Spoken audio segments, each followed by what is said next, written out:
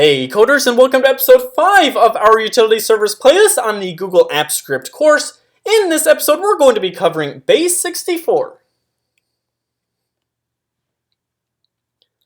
Before we dive into all of the methods that AppScript provides for Base64, let's give a broad high-level overview of what Base64 actually is. So Base64 is nothing more than just another way of counting, and if you look on the left-hand side of the screen, you'll see that I have provided some other ways of counting which may be more familiar to you. We have base 2, also known as binary, and if you remember from binary, you only get 2 symbols per digit position in which you can use to count with. They are the symbol 0 and the symbol 1. So if you were trying to count to 4, say, this is how you would do it. You would say 0, 1, and then because you have no more symbols besides those 2, you would have to move on to the next digit position and say 1, 0 to represent the number 2. 1, 1 to represent the number 3, and then to represent the number 4, you would say 1, 0, 0. Base 10 is the number system that we have all learned to love and have grown up with since kindergarten. Base 10 is also known as decimal, and with decimal you get 10 different symbols in which you can count with per digit position. And they are the ones that we all know, 0 through 9. So if you were trying to count to 10, say, you would do it like this. You would say 0, 1, 2, 3, 4, 5, 6, 7, 8, 9, and then to represent the number 10, you would move on to the next digit position, the tens place, and say 1, 0. 1, 1 to represent 11, and then on and on and on, all the way to 99, and then with 100, you would say 1, 0, 0. Base 16 is the one commonly used by designers and artists. This is also known as hexadecimal, and with hexadecimal, you get your original 10 symbols, 0 through 9, but then hexadecimal adds 6 more characters or symbols in which you can use to count with per digit position, and they are the letters now capital A through capital F. So let's say that you're trying to count to 17. This is how you do it. You would say 0, 1, 2, 3, 4, 5, 6, 7, 8, 9, and then you would use the symbol capital A to represent the number 10, B to represent the number 11, and then you would go C, D, E, F, and then you've run out of symbols, so then you would have to move on to the next digit position and say 1, 0 to represent the number 17. I hope all that is making sense so far, because Base64 adds even more symbols to that. You get 64 available numbers, and again, numbers is in quotes because they're not all technically numbers. Some of them are letters, some of them are symbols, but you get 64 different symbols to count with per digit position. If you look on the chart on the right hand side of the screen, you can see that if you wanted to encode, say, the number 21 to Base64, then you would use capital V to represent that number in Base64. If you want to represent the number 55, say, in Base64, you would then use the number 3 to represent 55 in Base64. So all of that is great and all, Base64, but what is it actually used for? Well, Base64 is used to encode binary into plain text with symbols recognized by most all computers. And not only can it do this, but it does this in a very efficient way, which is why we use Base64. So let me expound on that a little bit more. Let's say that we have the word app and we UTF-8 encode it so that we have this string of binary right here. We have 0, 1, 0, 0, 0, 0, 0, 1, and on and on and on. So we can see with this binary we have 24 bits that make up this word app right here. Well, you know, it's not very good to actually send the binary as binary across an internet protocol. And the reason is because there are a lot of aged computers that interpret binary in different ways, right? Not all computers are the same, and sometimes they may accidentally encode your binary into a character that it wasn't meant to encode it into, and then it would just malform the entire message. So the way to get around this is to encode this binary into string text that is recognized by almost all computers. Well, one way we could do it is just encode this binary into, well, the binary encoding of this binary. So you would have binary that is represented as text in place of the actual binary. So this would just be a one-to-one conversion. Every single bit of binary, let's say a 0, gets encoded into the string text number 0. And then so that would just be a one-to-one, and so for 24-bit long message, you would have a 24 long character string text character message. So that is great, but that's actually a lot of space. There's actually a lot better ways to do this. Well, we could try decimal, and with decimal, we would take every byte, which is 8 bits, and take that binary number and convert it to a decimal. So we do a binary to decimal conversion, and so with every 8 bits, we have to allow at least 3 digit positions for a decimal number. So for the letter A, say, we would convert that binary number into decimal 065. For the letter P, lowercase p, we would convert that binary number to the decimal 112. So with decimal, that would leave us with 9 characters for this 24-bit message. With hexadecimal, we get a little bit better, but still leaves us with 6 characters. Base64 does even better than that. What Base64 does is it actually breaks up all the bits and partitions them into 6-bit long bytes. And then with those 6-bit long bytes, we then encode that binary number into its Base64 representation, which leaves us just with 4 characters rather than 6, 9, or even 24 characters in those other previous encoding schemes. So Base64 is a very highly efficient way of converting binary into plain text. So now that we have a grasp on Base64 in general, let's dive into AppScript and see how we can use this in our AppScript projects. So the top 4 methods that I have picked out for today are Base64Encode, Base64Decode, Base64EncodeWebSafe, and finally Base64DecodeWebSafe. So let's slide on over to the code and see how we can use these methods in a fun, exciting, and practical way. Base64 can seem quite foreign at first, counting to 64 using capital letters and lowercase letters, but the more that you use it, and I know you will, the more that it becomes second nature to you. So what I want to do first is just show you what a Base64 encoded string looks like. So I've written a function down here at the bottom of the code editor and called it Base64Demo. Basically, all it's doing right now is just logging to the logger a Base64 encoded string. Here's the string that I want to encode, and I'm going to first encode it into UTF-8. I don't have to use UTF-8. I could use ASCII, but UTF-8 is actually the standard, and it's actually the default, so technically I actually don't even need to include this. I could delete it, but let me just now run this function. So here we go. Here is the original string. Base64 makes data transfer over the web so much easier. And here is the Base64 encoded string from this string right here. So it has capital letters, as you can see, also lowercase letters. Every once in a while it has some numbers. And at the end of the string it has a couple of equal signs. So this is basically what a Base64 encoded string will look like. It's mostly just uppercase and lowercase letters with a couple of numbers in there as well. Alright, now that you have an understanding and feeling for what Base64 encoded strings look like, let's get down to business with our demonstration for today. So in the demonstration today, I have built out a web application, and the purpose of this web application is to convert audio files into text, and also to do the reverse process and convert your text into an audio file that has the spoken words from that written text. So here we go. We have our heading, we have a input a field right here, we have our button right here, and we also have a text area. So after we input some an audio file right here, once we click this button, we want the text, the written text from whatever is spoken in that audio file to appear right here. And the way that we're going to be doing that is by utilizing Google Cloud's speech-to-text API. And also the reverse process, we're going to be using their Google Cloud's text-to-speech API when we do this process down here. So now that we have an understanding of how this web application works, let's see the code that makes it to work.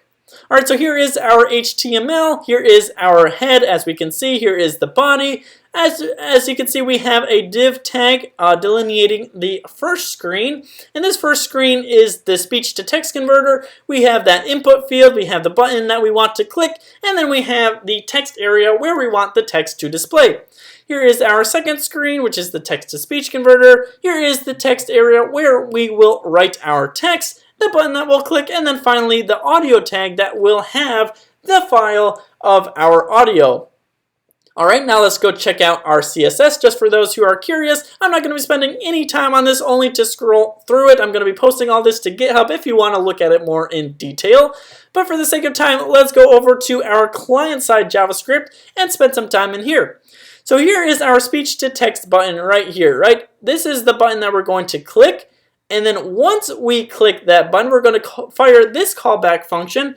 And this function is going to get the data from this input field and store it in a constant called file, and then we're going to make a new file reader object and then load this file, the data from this file in that file reader object. We're going to read it as an array buffer, and then once that has been loaded, then we're going to fire now this callback function, which will take all of the bytes from that audio file and store it in a byte array. And then once we have that byte array, we're going to pass that byte array into this server-side function now, speech to text. So let's go check out that on our server-side backend code. Here it is right here, speech to text. And we're going to be accepting that byte array. And then with that byte array, we're going to be making a JavaScript object, which is called data. We're going to be passing that data to a post request, which will post to this REST API endpoint right here. And then all of the magic that's going to happen is going to happen right here. All of the machine learning magic is going to convert our audio file or the bytes from that into now text. So how we have it written out right here is actually incorrect. This is not going to work as it has been written out right now. And why is that? Well, these binary, this is a JSON, right? This is JSON right here, and JSON can only pass string data, so it can only pass plain text. That's why we have this JSON stringifier right here, right? So it only passes plain text, and this binary or this byte array is not going to work, right? So we need some way to convert that binary into plain text, and we can do that by using what we just learned, Base64. So let me grab that method by the utilities parent class. I'll say utilities.base64encode, and then we are going to pass in now our byte array into this method right here, Base64Encode. You can also see it accepts an array of bytes. It also accepts a string if you just want to pass the string itself. But we have an array of bytes, so we're going to pass in those array of bytes, and then it's going to return for us the string, the Base64 encoded string. So let me just pass in those bytes like this, and then store that string, that Base64 encoded string, in a constant called Base64. So now we have our Base64 encoded string. Instead of passing in our array of bytes into the endpoint, into the REST API endpoint, we are actually going to pass in the Base64 encoded string of the audio file into this REST API endpoint. And that should all work just like that. So if we go now back into our web application, I'll refresh the page to get all of the changes that we just made. Before I actually choose the file and run this web application, I just want to show you what is actually on the file that we're going to use for our demonstration. So let me just click this play button right now. My favorite hobby outside of app scripting is snowboarding. So you just heard that. That is exactly what's on the file. Let's see if Google Cloud Speech-to-Text API can translate whatever was on that file into text. So we're going to choose that file that I just played. I'm going to open that, and there we go. I am now going to convert speech to text by clicking this button, and there we go. Now it is loading. And there we go. It worked exactly how we had hoped it to work. It says, my favorite hobby outside of app scripting is snowboarding. So that is exactly what we wanted in Google Cloud's speech-to-text API encoded or translated, converted it exactly how we wanted it. The exact words I spoke on this audio recording were transcribed right here in plain text for me to see. So that is pretty dang cool. Alright, now let's go on to our next page, which this next page is basically going to be doing the opposite of what we just did up here, right? So up here we converted an audio file to plain text. Down here we're going to convert plain text down to an audio file, and this audio file is going to be the spoken words of the text that I have written out right here. So if we go back into our JavaScript, our client-side JavaScript, we can see that once our text-to-speech button is clicked, we're going to fire this callback function, which is basically going to get the value from this text area and storing it in a variable called text, and then we're going to pass that text in a server-side function called text-to-speech. So let's go check that out right now.